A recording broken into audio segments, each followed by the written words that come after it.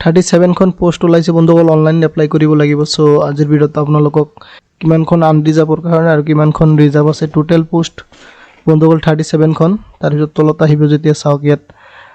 Last date এটো 26 তাৰিখ হয় এপ্লাই কৰাৰ অনলাইন এপ্লাই কৰিব লাগিব তাৰ পিছত ইয়াত চাওক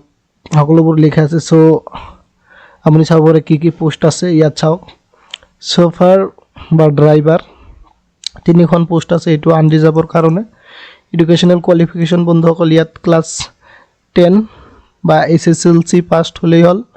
আৰু লগতে আপোনালোকৰ ভ্যালিড এলএমবি ড্ৰাইভিং লাইসেন্স থাকিব লাগিব তাৰ পিছত আছে বন্ধুসকল 2 নম্বৰত মাল্টিটাস্কিং স্টাফ ইয়াত 26খন টোটাল পোষ্ট আছে আনৰিজাৰ্ভৰ কাৰণে আছে বন্ধুসকল 5খন পোষ্ট এমওবিসি আৰু ওবিসিৰ কাৰণে আছে 12খন পোষ্ট এসটিবিৰ কাৰণে আছে 7খন পোষ্ট আৰু বন্ধুসকল STH और कारण 2খন পোষ্ট সো বন্ধুসকল তাৰ পিছত অলপ যেতিয়া তলত আহিব তাৰ পিছত আৰু ইয়াত এডুকেশনাল কোয়ালিফিকেশন লিখা আছে চাওক মিনিমাম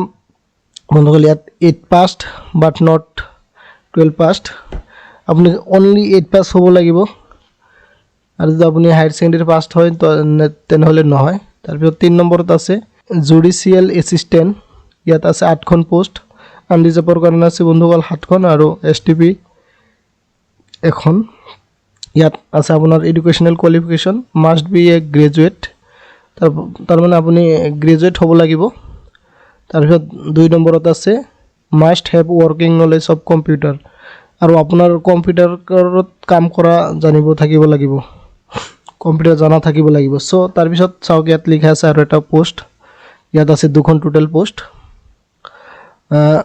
তলত চাওক আৰু এখন পোষ্ট আছে 4 নম্বৰ computer assistant number of post 2খন এমওবিসি আৰু ওবিসিৰ কাৰণে এটো জেনাৰেল কৰিব নোৱাৰে ইয়াত কোয়ালিফিকেশন লাগিব বন্ধুসকল must be a graduate must have diploma বা certificate in computer operator education of at least 6 month duration so বন্ধুসকল তাৰ পিছত কি লাগিব এজ লিমিট এই সকলোবোৰ আছে চাওক ইয়াত candidate must have candidates must be a citizens of India as defined under Article 5 and 6 of the Constitution India. Age limit বন্ধুসকল maximum 40 হ'ব পাৰিব তাৰ পিছত এইবোৰ বয়স ক্যাটেগৰি ওয়াইজ বয়স বেছি হ'ব তাৰ পিছত আপোনাৰ এক্সচেঞ্জ এমপ্লয়মেন্ট এক্সচেঞ্জ ৰেজিষ্ট্ৰেচন থাকিব লাগিব বন্ধুসকল তাৰ পিছত তলত আহিব যেতিয়া চাব ইয়াত এটা এপ্লিকেশন ফিজ দিব লাগিব HCST এই সকলৰ কাৰণে বন্ধুসকল 250 আৰু PWBD ৰ কাৰণে নীল আৰু আপুনি যদি OBC আৰু বান ৰিজাৰ্ভ হয় তেনেহলে আপোনাৰ 500 টকা ফিজ দিব লাগিব ঠিক আছে বন্ধুসকল তাৰ পিছত যেতিয়া অলপ আপুনি স্ক্ৰল কৰি তলত আহিব চাওক ইয়াত লিখা আছে আপুনি কোনটো এপ্লাই কৰিব বিচাৰে সো স্টাৰ্টিং ডেট হৈছে আপোনাৰ 9 জানুৱাৰীৰ পৰা আৰম্ভ হৈছে এটো আৰু 26